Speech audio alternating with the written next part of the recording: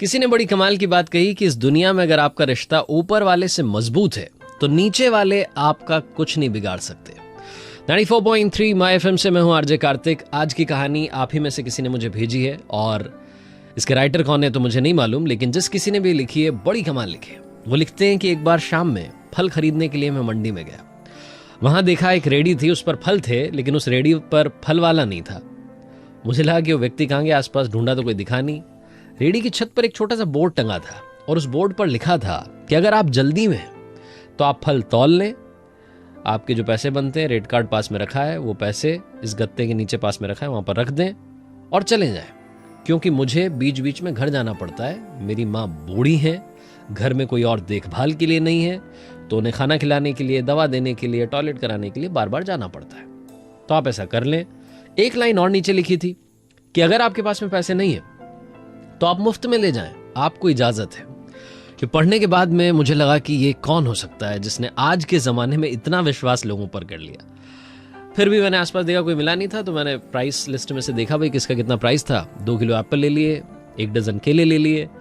जो पैसे बनते थे वो जो गत्ता रखा था वहां पर उसके नीचे रखे, तो वहां पर देखा पहले से पैसे भी रखे हुए थे।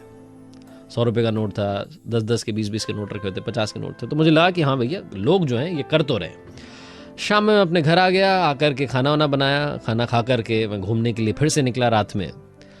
तो रेडी वाला मुझे दिख गया। वो एक व्यक्ति जो था धक्का लगाते उसको ले जा रहा था, कमज़ोर सा था, फटे पुराने कपड़े पहने हुए थे। मैंने आवाज़ दी तो उसने कहा, बाबू साहब अब फल नहीं है, आप कल आइएगा। तो मैंने कहा कि फल तो ले लिए, पैसे भी रख दिए थे गत्ते के नीचे, आपसे कुछ बात करना चाहता हूँ। उनको लेकर के मैं ढाबे पर गया। बोले खाना वाना खाओगे? बोले नहीं। तो हम दोनों ने एक चाय मंगा ली। चाय पर थोड़ी चर्चा चलने लगी तो मैंने नाम पूछा, फिर पूछा कि ये जो कहानी है आपकी बोर्ड वाली, आप ऐसे रख करके चले जाते हैं, रेडी छोड़ करके चले जाते हैं, आपको नहीं लगता कि आपका सामान, ये फल वल जो है चोरी हो जाएंगे, पैसे चोरी हो जाएंगे?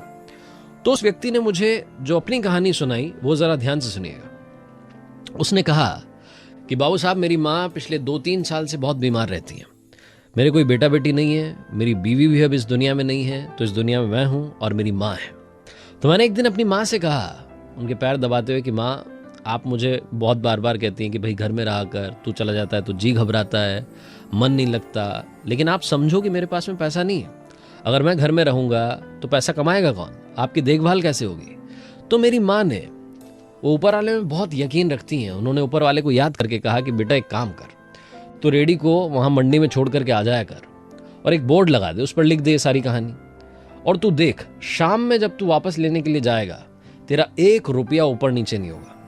मैंने अपनी माँ से कहा कि ये क्या आइडिया दे रही हो, मतलब आप सोच भी रही हो क्या बोल रही हो?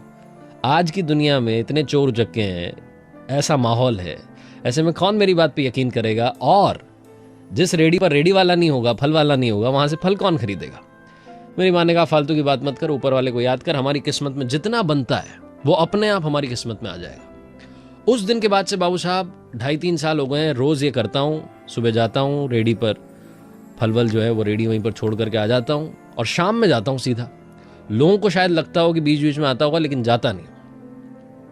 और आप यकीन नहीं करोगे, मतलब रोजाना 1 रुपया ऊपर नीचे नहीं होता, उल्टा रुपये ज्यादा मिलते हैं। कई बार लोग माँ के नाम पर कुछ और वहां पर ज्यादा रुपए रख जाते हैं। कई बार छोटे छोटे बच्चे माँ के लिए खाने पीने की चीजें रख जाते हैं। एक बार छोटी बच्ची पुलाव रख के चली गई, साथ में पर्ची रख के चली गई, ये आपकी मम्मी के लिए।